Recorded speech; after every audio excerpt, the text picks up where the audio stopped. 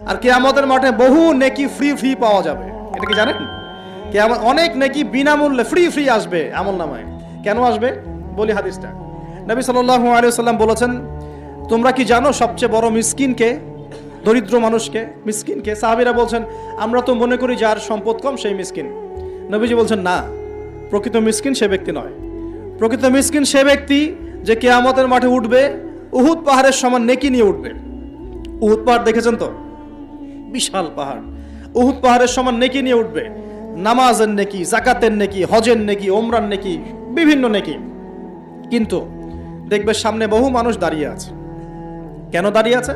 কারো কাছ থেকে টাকা নিয়েছে, টাকা শোধ করে নাই, কাউকে গালি দিয়েছে, কাউকে অন্যায়ভাবে অপবাদ দিয়েছে, কাউকে আঘাত করেছে, কারো উপর জুলুম করেছে ইত্যাদি। বিভিন্ন রকম মানুষের সাথে জড়িত পাপ ছিল, ঠিক আছে? কারো গীবত করেছে, কাউকে তহমত দিয়েছে ইত্যাদি। এখন আল্লাহ পাক বলবেন, এই ব্যক্তির নেকির যে পাহাড় আছে এখান থেকে নেকি নিয়ে ওদেরকে দিয়ে দাও। বলেন নাউজুবিল্লাহ। নেকি আস্তে আস্তে ট্রান্সফার হবে। এই যে আমরা যে ব্লুটুথ শেয়ার ইট, মনে আছে? ব্লুটুথ শেয়ার ইট পাস হয় যেভাবে, আল্লাহ পাকের প্রযুক্তি হবে আরো অনেক অনেক উন্নত। মুহূর্তের মধ্যেই নেকি ট্রান্সফার হয়ে যাচ্ছে।